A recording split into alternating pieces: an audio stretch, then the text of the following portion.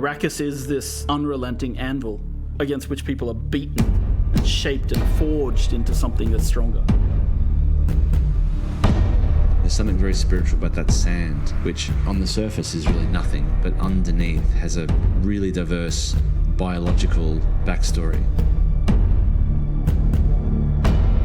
One of my favorite lines from Frank Herbert is, when you end a novel, it's like a train coming into the station that doesn't stop. You just jam on the brakes and let the sparks fly into people's imagination.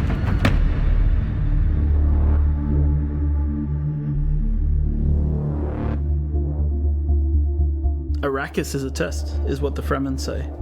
And the player comes right into the heart of that test.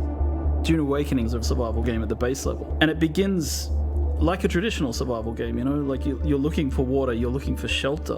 Where will you find water in the desert? Will you take it from others? So when we talk about survival, sure, we start with the basic kind of survive. And then when you've survived long enough, it's now time to think about political survival and how you progress within the universe. The approach we take when building a world like Arrakis is we kind of have to think about where are the stark lines and how do we draw these epic spaces? How do we make them feel huge and the player feels dwarfed by everything they see around them? The intention was every time we saw the desert, it was highly brutal, and if you went out into the desert without the right protection and without the right knowledge, that it was sure death. If we looked at references from some of the hottest deserts in the world, the visuals that we saw from those deserts weren't enough. We needed this world to be even harsher. So we've been working with Legendary since the very beginning. They've been very generous with sharing with us assets from the film and allowing us to see things from the film and allowing us to really understand the vision that Denis Villeneuve has for the world and his characters and the way he's grounding Arrakis. But of course, a game is a much larger scale, so we need to expand upon that vision. We have our own army of concept artists who are sending things back and forth with Legendary all the time. One of my best moments on this project so far actually was I got to go and visit the set of the first film with a group of the people from Funcom, the art directors, the lead artists, and we got to walk around in the actual sets that they had built in classic old school set building, massive palaces, and we got to look at the ornithopters from the inside and the outside, right? We got to walk around them and get a sense of their scale.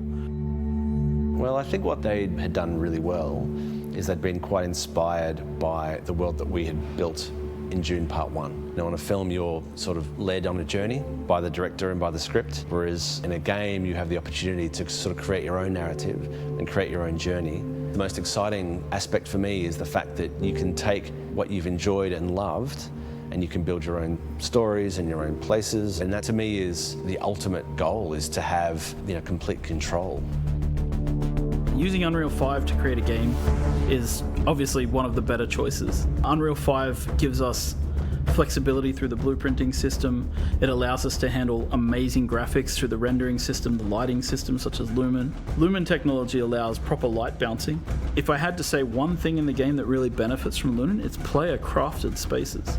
In our case, it's like you build a room and you place a window, and the window lets in natural light, and the light will fill the room in a way that feels real. And that technology hasn't existed before.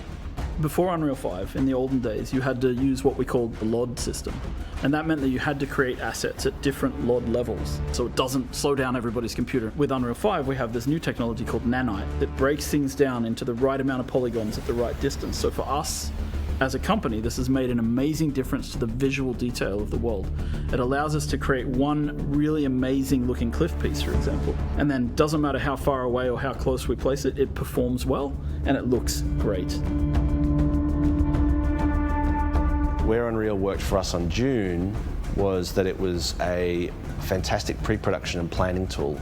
On Dune Part 2, we had some very complicated scenes, and we were able to previs all the way from Budapest what the light was going to be doing well in advance. It's the only tool that I've used, I would say, in my 25 years of shooting that is able to be used across a wide spectrum of films by different types of filmmakers.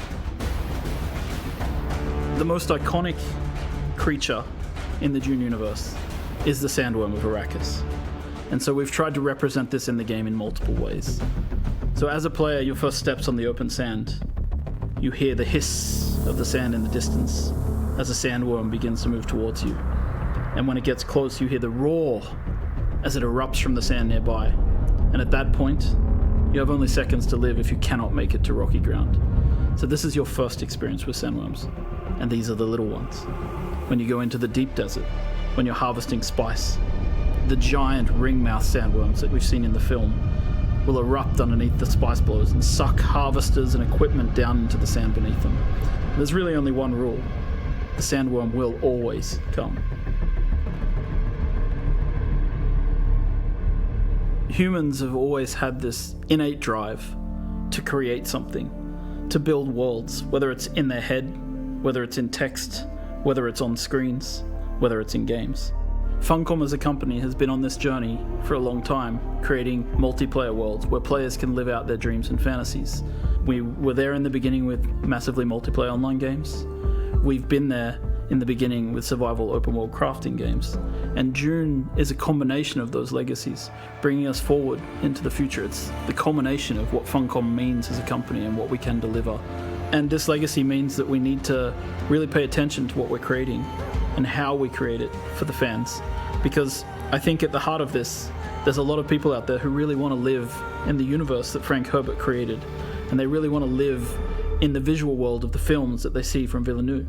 And so we need to create the gap between those two possibility spaces and create a game world where people can live out their fantasies that they've taken from Dune. And yes, it's a huge legacy, and it feels at times extremely overwhelming, but we really hope that we can deliver something for everybody.